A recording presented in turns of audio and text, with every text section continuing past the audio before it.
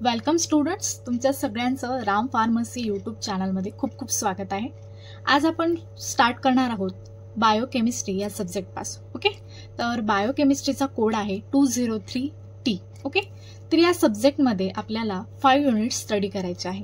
तर ते जाणून घेण्याआधी आपण सगळ्यात पहिल्यांदा हे जाणून घेऊया की व्हॉट इज बायोकेमिस्ट्री। ओके, की बायोकेमिस्ट्री म्हणजे काय। आता नावातच दिलेले आहे की bio and chemistry. Okay, bio म्हणजे काय, आपली बॉडी। ओके, अँड केमिस्ट्री म्हणजे काय, केमिकल कंपाऊंड्स।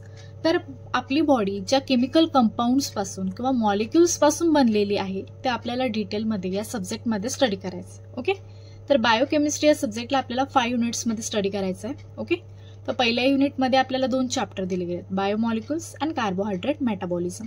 बायोमॉलिक्युल्समध्ये आपण कोणकोणते बायोमॉलिक्युल्स आपल्या इसेन्शियल आहेत आपल्या बॉडीमध्ये किंवा आपली बॉडी ज्यापासून कंपोज झाली, ओके, ते आपण इथे बघणार आहोत। कार्बोहायड्रेट मेटाबॉलिझममध्ये वेगवेगळ्या सायकल्स आपल्याला बघायच्या आहेत ज्या आपल्या बॉडीमध्ये रन होतात। ओके, नंतर युनिट 2 मध्ये पण आपल्याला 2 चॅप्टर्स बघायचे आहेत, biological oxidation and bio energetics. Biological oxidation मध्ये आपल्याला ऑक्सिडेशनशी रिलेटेड अशा काही नवीन कॉन्सेप्ट्स बघायच्या आहेत। बायो एनर्जेटिक्स मध्ये आपल्याला एनर्जी कशापासून मिळते, कुठून कुठून डिराईव्ह होते ते आपल्याला इथे बघायचं आहे। अशी वेगवेगळ्या गोष्टी आपल्याला वेगवेगळ्या चॅप्टर्स मध्ये स्टडी करायच्या आहे। युनिट 3 मध्ये बघणार आहोत आपण लिपिडचं मेटाबॉलिझम। लिपिड बद्दल इथे आपल्याला डिटेल बघायचं आहे। अमिनो ऍसिड मेटाबॉलिझम मध्ये आपल्याला अमिनो ऍसिड बद्दल बघायचं आहे।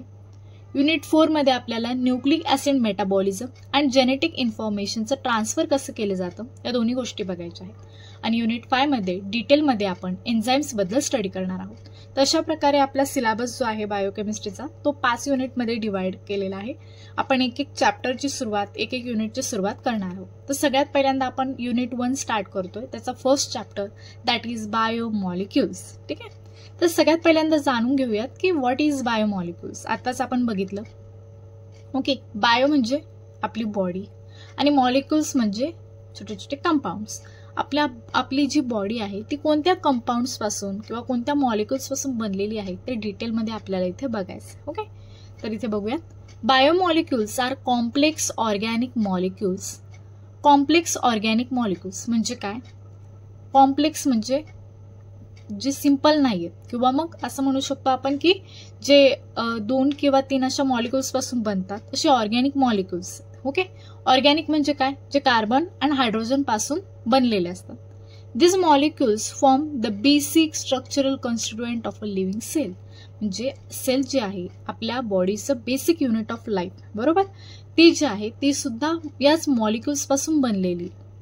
तर the organic compounds such as amino acids झाले, ते न्यूक्लिओटाइड्स झाले, मोनोसॅक्राइड्स झाले, सर्व as building blocks of complex biomolecules. म्हणजे आपल्या बॉडीमध्ये जे काही मॉलिक्युल्स प्रेझेंट आहे, मग ते प्रोटीन्स असू देत, अमिनो ऍसिड्स असू देत, न्यूक्लिक ऍसिड असू देत, हे सगळे या छोट्या छोट्या मॉलिक्युल्स पासून बनलेले आहेत।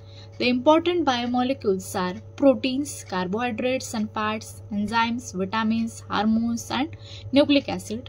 सम of the biomolecules are polymers. काही बायोमॉलिक्युल्स जे आहेत ते पॉलिमर्सच्या फॉर्ममध्ये सुद्धा प्रेझेंट असतात। Okay, this are the definition of biomolecules किंवा आपण मग इथे म्हणू शकतो की information related to the biomolecules. ठीक आहे, आपल्याला बायोमॉलिक्युल्समध्ये बेसिक एक आयडिया असायला हवी।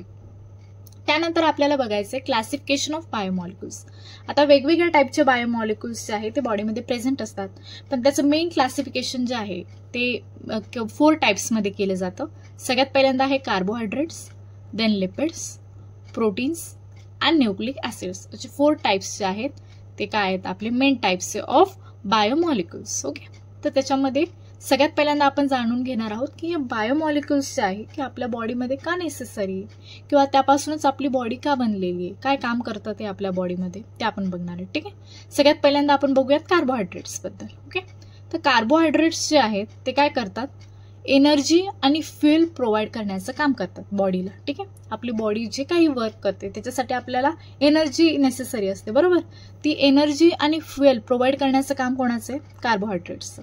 तर it aids in proper functioning of our brain, heart and nervous, digestive and immune सिस्टमचं काय करतं, ते फंक्शनिंग करण्याचं काम करतं।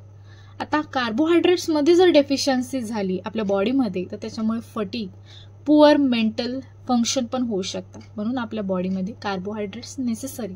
त्यांचं मेन फंक्शन काय, फ्युएल आणि एनर्जी प्रोव्हाइड करणे. ठीक आहे, ते मेन फंक्शनमध्ये आपण पॉईंट काय लक्षात ठेवणार, carbohydrates which provides the fuel and energy to the body.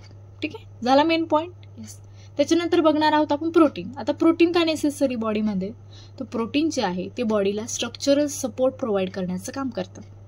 Help in body movement and also defend against germs and infections. जेव्हा बॉडीमध्ये जर्म म्हणा किंवा इन्फेक्शन जेव्हा होतं जर्म्समुळे किंवा अदर डिसीजमुळे, तर त्याच्यात डिफेंड करण्याचं काम जे आहे ते प्रोटीन्स करत असतात. प्रोटीन्स जे आहेत ते अँटीबॉडीजच्या फॉर्ममध्ये असतात, हार्मोनल एन्झाईम्सच्या फॉर्ममध्ये असतात आणि कॉन्ट्रॅक्टाईल प्रोटीन्सच्या फॉर्ममध्ये आपल्या बॉडीमध्ये प्रेझेंट असतात. म्हणून प्रोटीन पण आपल्या बॉडीमध्ये काय नेसेसरी. त्याच्यामध्ये काय लक्षात ठेवणार तुम्ही, protein which provides the structural support and त्यांचे फॉर्म्स की ते अँटीबॉडीजच्या फॉर्ममध्ये प्रेझेंट असतात, हार्मोनल एन्झाईम्स असतात अँड कॉन्ट्रॅक्टाईल प्रोटीन्स असतात. ओके. त्यानंतर बघूयात आपण लिपिड्सबद्दल. तर लिपिड्स का नेसेसरी, तर ते एनर्जी स्टोरेज करण्याचं काम करतात. आता आपल्या बॉडीमध्ये जी रिक्वायर्ड एनर्जी आहे ती युटिलाइज होणार. ठीक आहे, आणि बाकीची जी एनर्जी आहे ती आपल्याला नंतरच्या वर्कसाठी म्हणा किंवा मग बॉडीमध्ये जी एक्स्ट्रा एनर्जी ती काही फॉर्ममध्ये स्टोरेज केली जाते. तर ती कोण स्टोरेज करतं, लिपिड्स.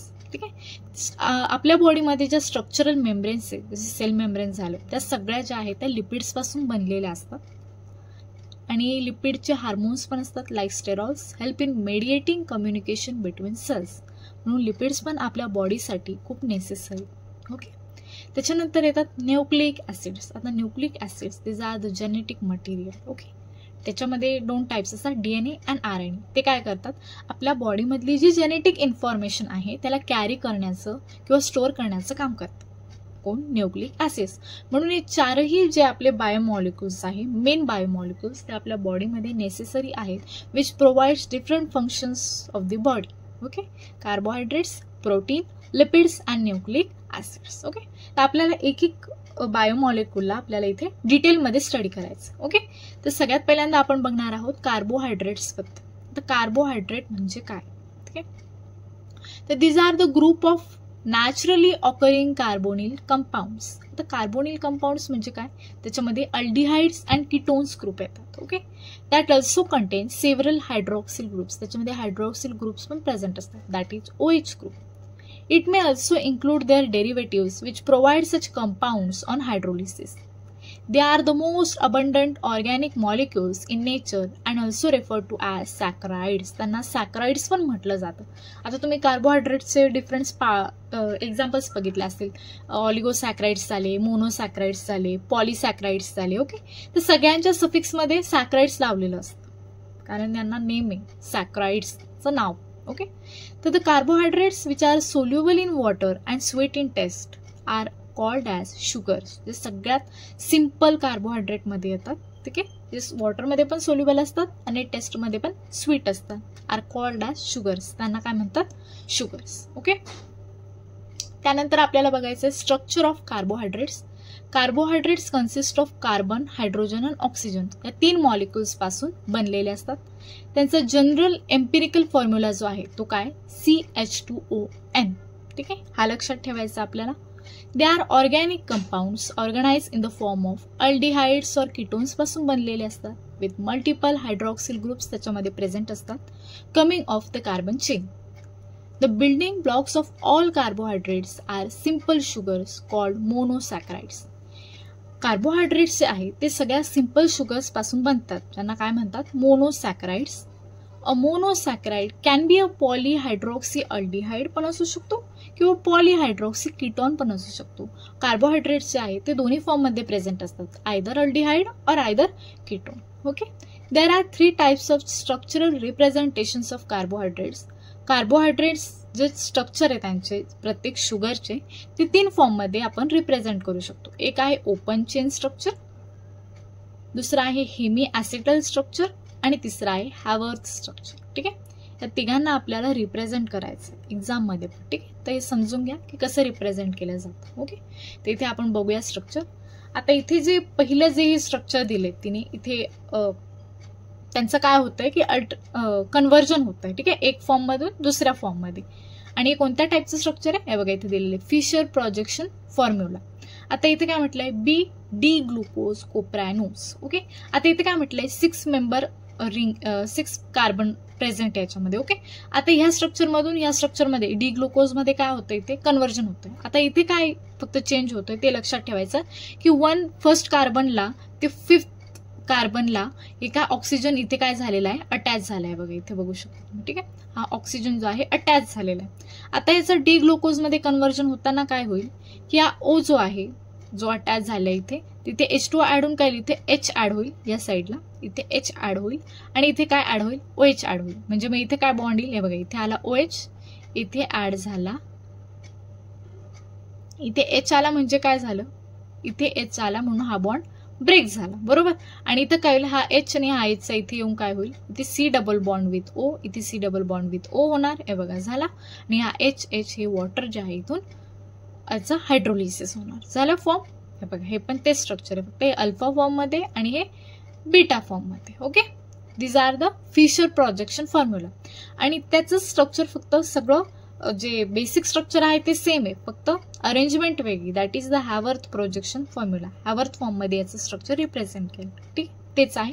हे स्ट्रक्चर तुम्हाला डायरेक्टली जे आहेत ना ते लर्न करावे लागतात. म्हणजे फक्त एक स्ट्रक्चर केलं ना की त्याचं कन्व्हर्जन लक्षात ठेवायचं की 1st आणि 5th पोझिशनलाच फक्त चेंजेस होत आहे, तेवढेच चेंज लक्षात ठेवायचं, बाकी ॲज इट इज आहे सगळं.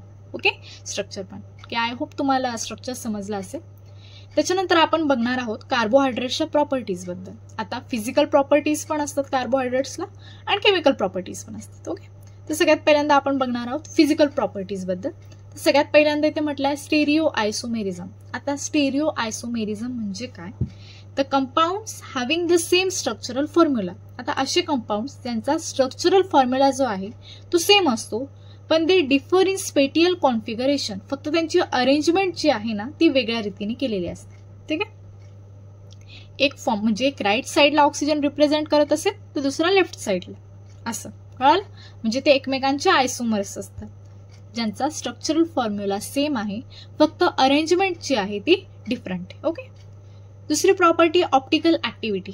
ऑप्टिकल ऍक्टिव्हिटी म्हणजे काय की it is the rotation of plane polarise light. इथे काय होतं प्लेन पोलराइज लाईटने काय होतं त्या कंपाऊंडचं रोटेशन होतं, ज्याच्याने काय होतं फॉर्मिंग की डेक्स्ट्रो कंपाऊंड आणि लिव्हो कंपाऊंड इथे काय होतात फॉर्म होतात. म्हणजे राईट साईडला रोटेशन करणारे आणि लेफ्ट साईडला रोटेशन करणारे असे कंपाऊंड्स इथे काय होतात फॉर्म होतात. That is the optical activity of compound जे कार्बोहायड्रेट्स शो करतात.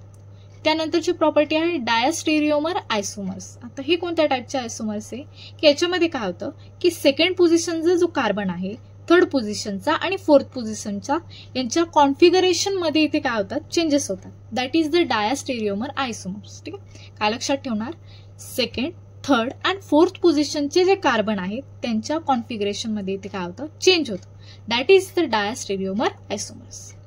त्यानंतर आपल्याला बघायचं आहे अॅनोमेरिझम. आता हा थोडंसं वेगळं कन्सेप्ट वाटत असेल, आता बघून घ्या काय आहे.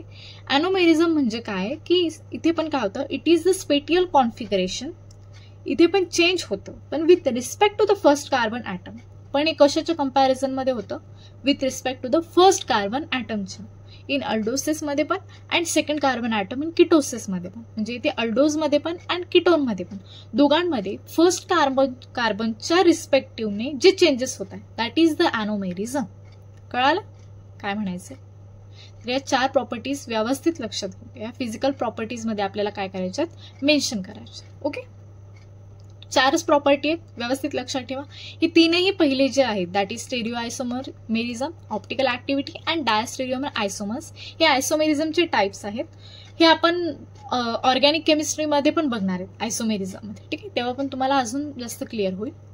आता आपण बघूयात केमिकल प्रॉपर्टीज. इथे फक्त आपल्याला काय या प्रॉपर्टीज लक्षात ठेवायच्या आहे की ऍक्च्युअल कन्सेप्ट काय की त्याच्यामध्ये काय होतं ते लक्षात ठेवायचं की आज तुम्हाला तो पॉईंट जो आहे तो पेपरमध्ये इलॅबोरेट करता येईल. ओके, केमिकल प्रॉपर्टीज म्हणजे काय. केमिकल प्रॉपर्टीज मध्ये सगळ्यात पहिली प्रॉपर्टी काय की ओसाझोन formation.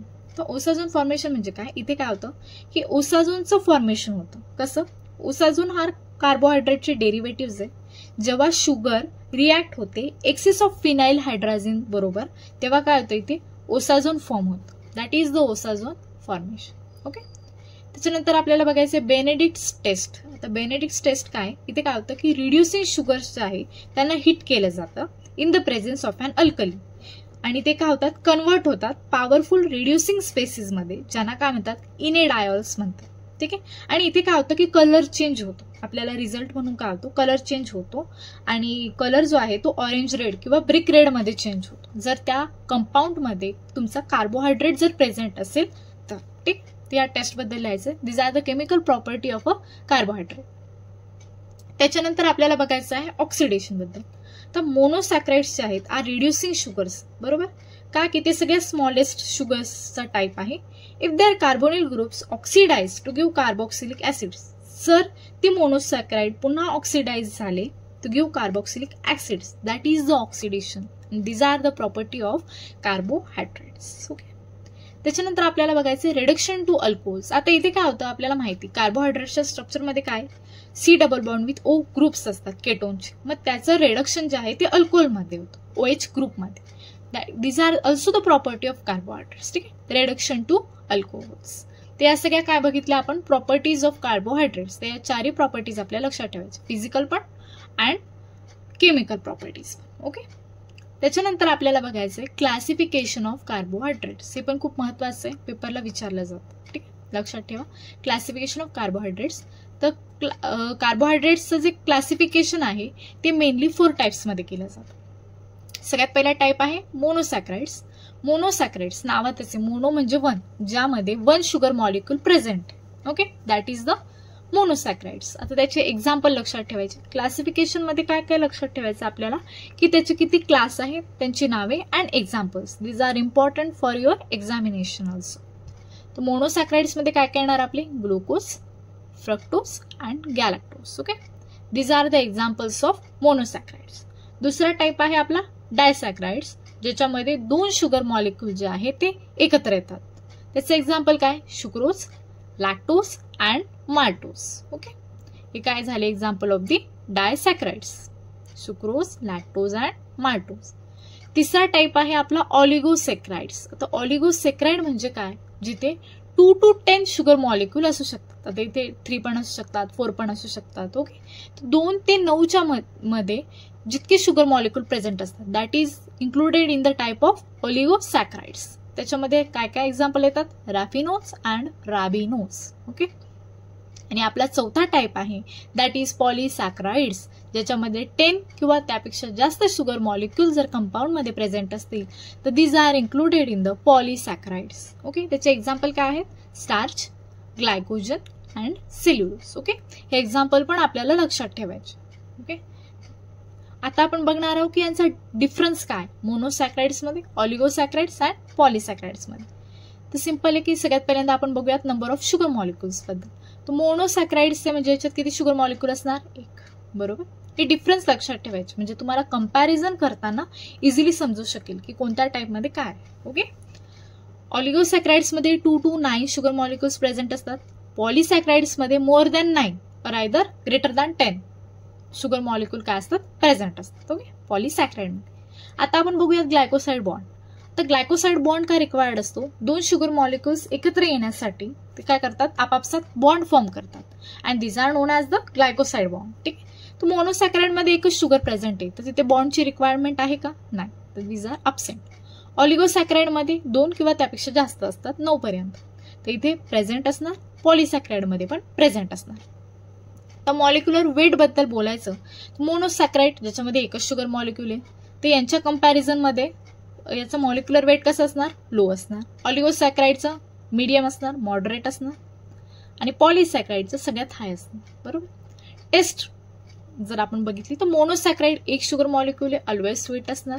ऑलिगोसॅक्राइड as compare to monosaccharide minimum असणार त्याची स्वीट टेस्ट, आणि पॉलिसॅक्राइड्स आहेत त्याला टेस्टच नसणार. Okay, no taste.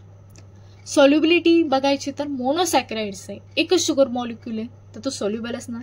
ऑलिगोसॅक्राइड्स 9 पर्यंत आहेत ते पण सॉल्युबल असणार, पण पॉलिसॅक्राइड्स लार्जर आहेत म्हणून ते इनसॉल्युबल असणार. ओके, नेचर बघितलं तर मोनोसॅक्राइड ज्याच्यामध्ये 1 शुगर आहे मग ते काय असणार, रिड्युसिंग असणार, इझिली रिड्यूस होणार. ओके, नाही असं लॉजिकली बघत जायचं की तुम्हाला हे लर्न करायची गरज नाही पडणार. ओके, समजलं तरी तुम्ही आरामात लिहू शकता. ऑलिगोसॅक्राइड्स मे और मे नॉट बी. आता असं का म्हटलंय की 2-3 शुगर मॉलिक्युल असतील तर ते इझिली रिड्यूस होऊ शकतात as compare to other. But 9 आहेत, 8 आहेत असे शुगर मॉलिक्युल असतील तर त्यांना रिड्यूस करणं ॲज कम्पॅरेटिव्ह टू मोनोसॅक्राइड थोडं हार्ड आहे. म्हणून मे और मे नॉट बी असं म्हटलं इथं. ओके. पॉलिसॅक्राइड्समध्ये लार्जर मॉलिक्युल असतात म्हणून ऑलवेज नॉन रिड्यूसिंग. ते काय असतात? Always non reducing. आणि मग नंतर त्याचे एक्झाम्पल्स आपल्याला मेन्शन करायचे जे आपण क्लासिफिकेशनमध्ये पण पाहिले. ओके. आणि येस, तुम्ही तुमच्या क्लासिफिकेशनमध्ये पण इन्क्लूड करू शकतात पॉईंट. जर त्याच्यामध्ये तुम्हाला डिटेल लिहायचं असेल किंवा मग तेच इलॅबोरेट करायला आलं तर हे पॉईंट्स तुम्ही पॉईंट वाईजली इलॅबोरेट करू शकतात. आता मोनोसॅक्राइडमध्ये काय काय एक्झाम्पल येणार तुमचे? ग्लुकोज, फ्रक्टोज आणि गॅलॅक्टोज. ऑलिगोसॅक्राइड्समध्ये तर शुक्रोज आणि माल्टोज. आणि पॉलिसॅक्राइड्समध्ये येणार स्टार्च, ग्लायकोजन अँड डेक्स्ट्रिन. ठीक आहे.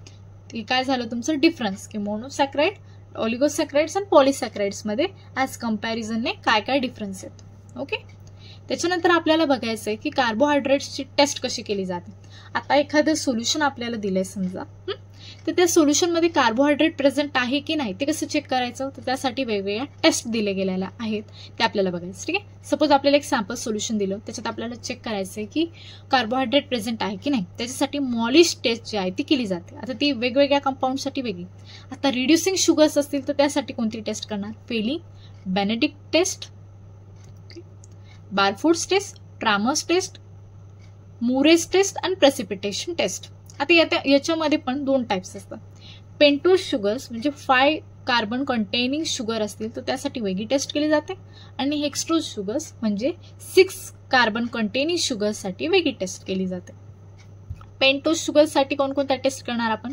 बियाल्स orcinol test and aniline acetate test. आणि हेक्स्ट्रोज शुगर्ससाठी करणार Seliwanoff test, ammonium molybdate test and phloroglucinol test, cobalt chloride test. ठीक आहे. 4 टेस्ट ज्या आहेत त्या हेक्स्ट्रोज शुगरसाठी केल्या जाणार. त्यानंतर स्पेशल टेस्ट केली जाते फॉर मोस्ट ऑफ द शुगरसाठी जी आहे ती ओसाझोन टेस्ट केली जाते. आता आपण त्या प्रॉपर्टीजमध्ये बघितलं होतं बरोबर कार्बोहायड्रेट्सचा की त्यांच्यामध्ये ओसाझोन फॉर्मेशन होतं बरोबर. तर ते पण इथे चेक केलं जातं की कंपाऊंड जर ओसाझोन फॉर्म करत असेल तर त्याच्यामध्ये कार्बोहायड्रेट जे आहे ते काय असतील? प्रेझेंट. ओके. त्याच्यानंतर नॉन रिड्युसिंग शुगरसाठी कोणकोणत्या टेस्ट केल्या जातात ते आपल्याला बघायचं आहे. तर सगळ्यात पहिल्यांदा इथे काय म्हटलंय की हायड्रोलिसिस फॉलोड केलं जातं by Fehling test and Benedict test. या 2 टेस्ट केल्या जातात फॉर नॉन रिड्युसिंग शुगर. यामध्ये पण 2 टाईप केले जातात. Non reducing disaccharide and non reducing polysaccharide. डायसॅक्राइडसाठी वेगळी टेस्ट आणि पॉलिसॅक्राइडसाठी वेगळी टेस्ट केली जाणार. तर डायसॅक्राइडसाठी कोणकोणती केली जाते? Fehling test after hydrolysis and cobalt chloride test. आणि पॉलिसॅक्राइडसाठी iodine test and tannic acid test. आता तुम्ही म्हणाले फार कन्फ्युजिंग आहे की नाही, पण हे तुम्हाला सगळं लक्षातच ठेवावं लागेल. आता हे कसं लक्षात ठेवायचं की पहिल्यांदा हे लक्षात ठेवायचं की रिड्युसिंगसाठी नॉन रिड्युसिंगसाठी वेगवेगळ्या टेस्ट आहे. काही काही कॉमन आहे तुम्ही बघू शकता. ते बघा फेलिंग झाली, इकडे पण फेलिंग आहे, याच्यात कोबाल्ट झाली, इकडे पण कोबाल्ट आहे. का बऱ्यापैकी टेस्ट ज्या आहेत त्या कॉमन आहे. आणि स्पेशल टेस्ट जी मोस्ट शुगरसाठी होती ती ओसाझोन टेस्ट. ठीक आहे. त्या प्रकारे तुम्ही लक्षात ठेवू शकता. हे टेस्ट पण लक्षात ठेवायचं की कसं तुम्ही कोणत्याही सॅम्पलमध्ये अनालाइज करा की त्याच्यामध्ये कार्बोहायड्रेट जे आहे ते प्रेझेंट. ओके. आता आपण काही पॉलिसॅक्राइड्सबद्दल आपल्याला थोडीशी इन्फॉर्मेशन लिहायची, याच्याबद्दल पण विचारतो. ओके. काही एक्झाम्पल आहे त्याच्याबद्दल थोडंसं डिटेल आपल्याला माहिती पाहिजे. सगळ्यात पहिले येतो स्टार्च. स्टार्च कसं बनलंय त्याचं कंपोजिशन काय बघा. Polymer of glucose containing a straight chain of glucose molecules and a branch chain of glucose molecules. ठीक आहे. जे काय ग्लुकोज मॉलिक्युल्स पासून बनलेली आहे तर स्ट्रेट चेन कंटेनिंग असू शकतो किंवा मग ब्रांच चेन. ओके. त्याचा ऑकरन्स कशामध्ये? ते प्लांट स्पेसिसमध्ये प्रेझेंट असतात ॲज मेन स्टोरेज कार्बोहायड्रेट. आणि ते त्यांचं फंक्शन काय? ते फूडला रिझर्व करून ठेवतात ऑर स्टोरेज ऑफ फूड. त्यानंतर बघायचं आपल्याला ग्लायकोजन. Polymer of glucose. तर काय ग्लुकोजचं पॉलिमर आहे. ऑकरन्स ॲनिमल्समध्ये प्रेझेंट असतात and function storage of reserve food. हे पण काय करतात? स्टोरेजचंच काम करतात. देन इन्युलिन. इन्युलिन कसला पॉलिमर आहे? फ्रक्टोज. हे लक्षात ठेवायचं कोणता पॉलिसॅक्राइड कोणाचा पॉलिमर. ठीक आहे.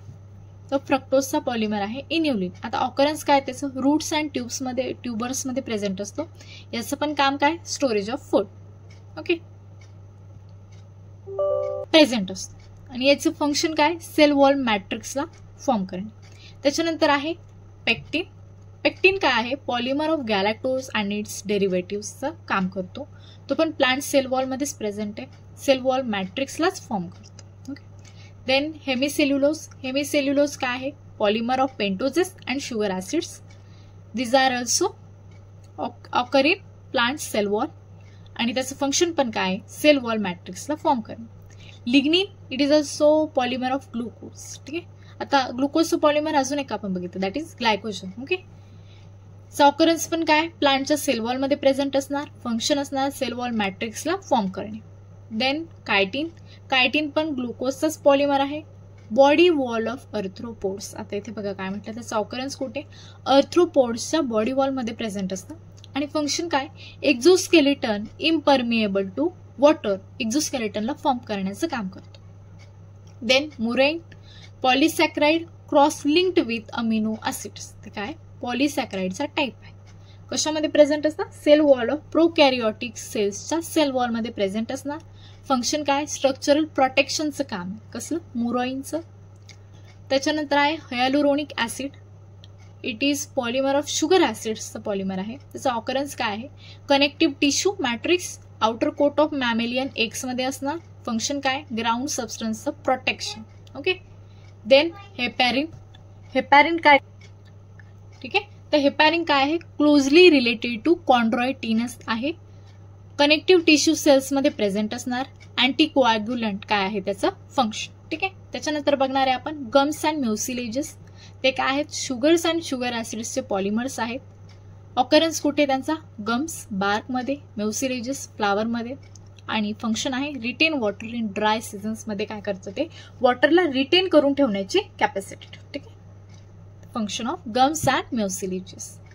हे सगळं आपण कशाबद्दल बघितलं? All about the carbohydrates. ठीक आहे. तर एकदा पुन्हा रिव्ह्यू करून घेऊ. कार्बोहायड्रेट्समध्ये आपण काय काय बघितलं? व्हॉट इज कार्बोहायड्रेट्स, त्याच्या प्रॉपर्टीज काय आहेत, त्याचं क्लासिफिकेशन कसं केलं जातं आणि त्याच्या एक्झाम्पल्सबद्दल आपण थोडंफार डिटेलमध्ये बघितलं. ठीक आहे. These are all about the carbohydrates. आता आपण दुसरा बायोमॉलिक्यूल बघणार आहोत, दॅट इज लिपिड्स. ओके. तर लिपिड्सबद्दल जाणून घेऊयात. बेसिक आपण बघितलं की लिपिडचं काम काय होतं? स्टोरेज करायचं. Okay. Lipids are heterogeneous group of water insoluble organic molecules. Okay. आता इथे काय म्हटलंय? हेटेरोजिनस ग्रुप आहे. हा हेटेरोजिनस म्हणजे काय? तर तुम्हाला माहिती कंपाऊंड दोन टाईपचे असतात, बरोबर? होमोजिनस आणि हेटेरोजिनस. होमोजिनस म्हणजे काय? जे सेम कंपाऊंड्स पासून फॉर्म होतात, that is homogeneous. And heterogeneous म्हणजे काय? जे वेगवेगळ्या कंपाऊंड्स पासून फॉर्म होतात, these are the heterogeneous compound. Okay. तर लिपिड जो आहे तो हेटेरोजिनस कंपाऊंड म्हणजे वेगवेगळ्या मॉलिक्यूल पासून फॉर्म होतो. ओके. वॉटर इनसॉल्युबल म्हणजे वॉटरमध्ये सॉल्युबल नाही किंवा वॉटरमध्ये डिझॉल्व्ह होत नाही. आणि that can be extracted from tissues. आणि काय केलं जातं? त्याला टिश्यूज पासून एक्स्ट्रॅक्टेड केलं जातं by non polar solvents because of their insolubility in aqueous solutions. कारण ते काय आहे? इनसॉल्युबल आहे इन ॲक्वेअस सोल्युशन्समध्ये. बॉडी लिपिड्स जे आहे, बॉडीमध्ये जे लिपिड्स प्रेझेंट आहे, are generally found compartmentalize as in the case of membrane associated lipids or droplets of triacyl glycerol in adipocytes or transported in plasma in association with protein as in lipoprotein particles. म्हणजे इथे म्हणायचं काय की lipids जे आहे ते mostly मेम्ब्रेनला form करतात, बरोबर? आणि त्यामध्ये काय काय प्रेझेंट असतं? ट्रायॲसाइल ग्लिसरॉल इन ॲडिपोसाइट्स और transported in plasma. The lipids are a major source of energy for the body. बॉडीला जे मेन एनर्जीचा सोर्स आहे, this is lipid and they provide the hydrophobic barrier. Means water repelling barrier जे आहे ते form करण्याचं काम कोणाचं आहे? Lipids. This are the introduction of the lipid. ठीक आहे. आता आपण त्याच्याबद्दल काही जनरल कॅरेक्टरिस्टिक्स बघणार आहोत लिपिड्सबद्दल. ठीक आहे. तर सगळ्यात पहिल्यांदा काय? इनसॉल्युबल इन वॉटर म्हणजे वॉटरमध्ये डिझॉल्व्ह होत नाही. ठीक आहे. Soluble in non polar solvents मध्ये सोल्युबल असतं, like ether, chloroform and methanol. Lipids have high energy content. सगळ्यात जास्त एनर्जी जी आहे ती लिपिड्समध्ये असते. And are metabolize to release calories. म्हणजे जेव्हा पण आपण वर्क करतो, आपल्याला हाय एनर्जीची गरज असते, तेव्हा लिपिड्स काय होतात? बॉडीमधले ब्रेकडाऊन होतात आणि बॉडीला एनर्जी प्रोव्हाइड करण्याचं काम करतात. Act as electrical insulators. Electric insulator म्हणून काम करतात. इन्सुलेट नर्व ॲक्सॉन्सला पण इन्सुलेट करतात. Fats content saturated fatty acids. They are solid at room temperature. तर सॅच्युरेटेड म्हणजे काय? Which contain single bonds. ठीक आहे, single bonds in carbon carbon compounds. ठीक आहे, त्यामुळे ते काय असतात, सॉलिड असतात at room टेम्परेचरला.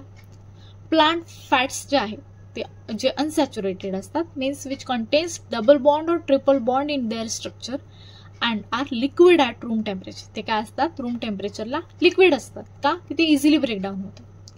Pure fats are colourless, they have extremely bland taste, म्हणजे त्यांची टेस्ट आपण डिफाईन करू शकत नाही. फॅट्स हॅव इन्सुलेटिंग कॅपॅसिटी असते फॅट्सकडे. They are bad conductors of heat. जे काय असतात ते bad conductors of heat. This are the general characteristics of lipids. आता आपण लिपिडच्या स्ट्रक्चरबद्दल बोलणार आहोत. Lipids are the polymers of fatty acids. म्हणजे फॅटी ॲसिड्सचे काय आहेत lipid? Polymers that contain a long non-polar hydrocarbon chain with a small polar region containing oxygen. आता ते दोन टाईपचे स्ट्रक्चर असतात लिपिडचे, सॅच्युरेटेड अँड अनसॅच्युरेटेड. ओके, तर सॅच्युरेटेड म्हणजे काय, which contains single carbon carbon bond in their structure. आता इथे बघू शकता की कार्बन कार्बन मध्ये काय सगळीकडे single bond present. Okay, this are the saturated. आणि तुम्ही म्हणाल इथे डबल बॉन्ड प्रेझेंट आहे, पण हा डबल बॉन्ड जो आहे तो ऑक्सिजन सोबत आहे, बरोबर, नॉट विथ कार्बन.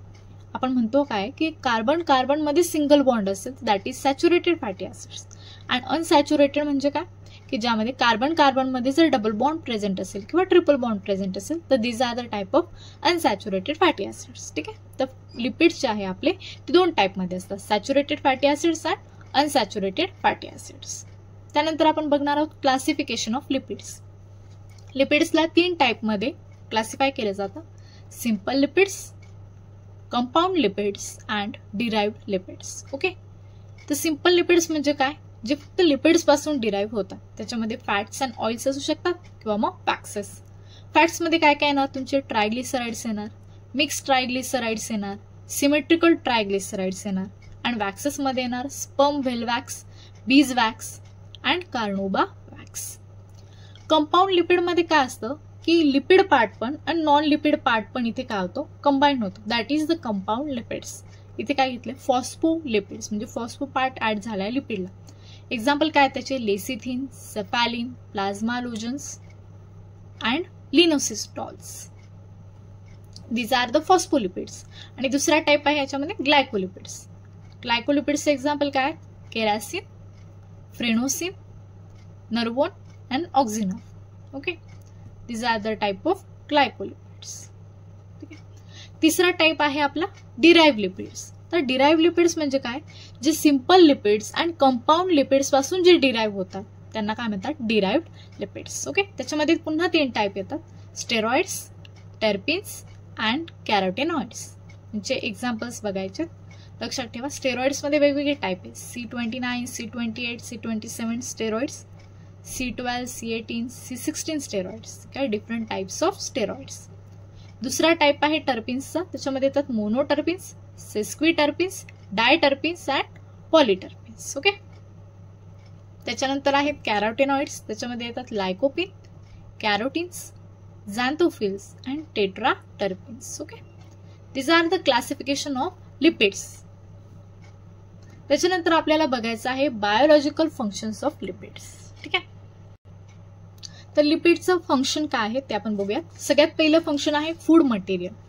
तर फूड मटेरियल म्हणजे नेमकं काय करतात ते, lipids provide food highly rich in calorific value. आपल्याला माहिती की लिपिड जेव्हा ब्रेकडाऊन होतं तेव्हा ते काय करतं, बॉडीला एनर्जी प्रोव्हाइड करतं. And 1 gram lipid produces 9.3 kilo calories of heat. जे सगळ्यात जास्त एनर्जी जी आहे ते आपल्याला कशातून मिळते, लिपिड्स. फूड मटेरियल म्हणून हेल्पफुल आहे. फूड रिझर्व म्हणजे काय करतं, ते फूडला स्टोअर करून ठेवण्याचं काम करतं. स्ट्रक्चरल कंपोनंट म्हणजे आपल्या बॉडीचे जे स्ट्रक्चरल कंपोनंट्स आहेत त्यांना फॉर्म करतं, like cell membrane. Heat insulation, जे the fats are characterize for their high insulating capacity यांच्यामध्ये प्रेझेंट आहे. हार्मोन सिंथेसिसचं काम करतं. मोस्ट ऑफ हार्मोन जे आहेत ते लिपिड्स पासूनच बनलेले असतात, जसे की सेक्स हार्मोन्स झाले, ॲड्रेनोकॉर्टिकोकॉइड्स झाले, कॉलिक ॲसिड्स झाले, विटॅमिन डी झाले, cholesterol etcetera. Okay, vitamin carriers. Vitamin carriers म्हणजे काय, lipids act as carriers of natural fat soluble विटॅमिन्सला काय करतं, ते कॅरी करतो, that is vitamin A, D and E. नंतर ब्लड कोलेस्टेरॉल लोवरिंग, म्हणजे बॉडीमध्ये जे ब्लड कोलेस्टेरॉल प्रेझेंट आहे त्याला लो करण्याचं किंवा कमी करण्याचं काम करतं. अँटीबायोटिक एजंट, बॉडीमध्ये जे काही किंवा सबस्टन्स आहे ज्याच्यामध्ये लिपिड्स प्रेझेंट आहे ते काय करतं, अँटीबायोटिक एजंट म्हणून पण काम करतं. And antifungal agent of intense activity, जे काय करतात, लिपिड्स शो करतात. So these are the biological functions of lipids. हे पॉईंट आपल्याला काय करायचे, लक्षात ठेवायचे आणि मग त्यांना आपल्याला काय करायचं ते इलॅबोरेट करायचं. Okay, these are the biological functions of lipids. तर एवढ्या सगळ्या गोष्टी आपल्याला लिपिड्सबद्दल लक्षात ठेवायच्या.